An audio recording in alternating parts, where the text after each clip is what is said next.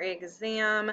Section 4 covers things that we learned in our night unit. So what I'm going to do in this video is read an excerpt from the book Night. So this should be familiar to you from when we read the book together in class.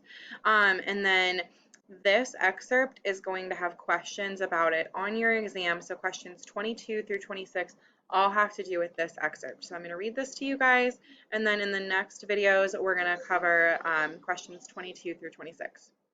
Here's your excerpt.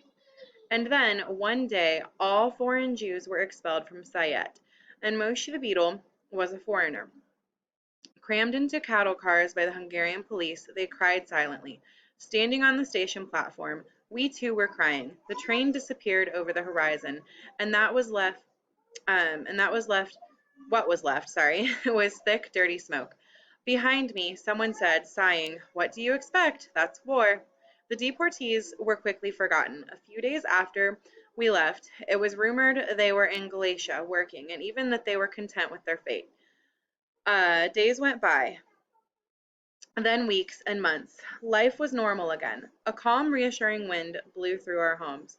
The shopkeepers were doing good business. The students lived among their books, and the children played in the streets. One day, as I was about to enter the synagogue, I saw Moshe the Beadle sitting on a bench near the entrance. He told me what had happened to him and his companions. The train with the deportees had crossed the Hungarian border and, once in Polish territory, had been taken over by the Gestapo. The train had stopped, the Jews were ordered to get off and onto waiting trucks. The trucks headed toward a forest. There, everybody was ordered to get out. They were forced to dig huge trenches.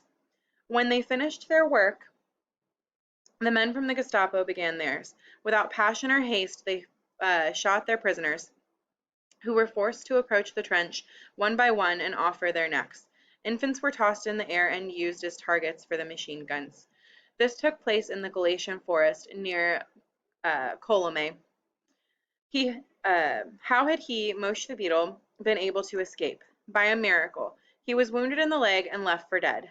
Day after day, night after night, he went from one Jewish house to the next, telling his story, and that of Malka, the young girl who lay dying for 3 days, and that of Toby, the tailor who begged to die before his sons were killed.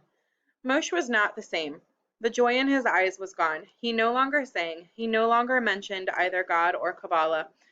He spoke only of what he had seen. But people not only refused to believe his tales, they refused to listen. Some even insinuated that he only wanted their pity, that he was imagining things. Others flatly said that he had gone mad. As far as Moshe, he wept and pleaded, "Jews, listen to me. That's all I ask of you. No money, no pity, just listen to me." He kept shouting in synagogue between the prayer at dusk and the evening prayer. Even I did not believe him. I often sat with him after services and listened to his tales, trying to understand his grief, but all I felt was pity.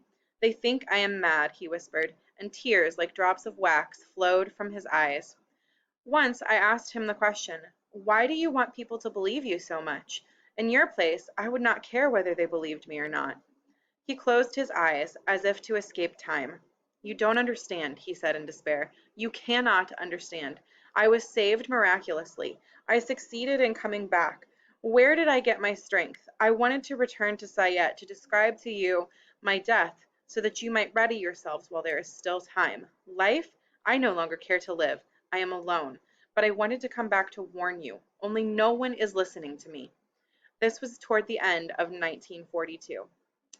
All right, you guys, go ahead and click to the next recordings, and we will go through questions 22 through 26, which have to do with that passage.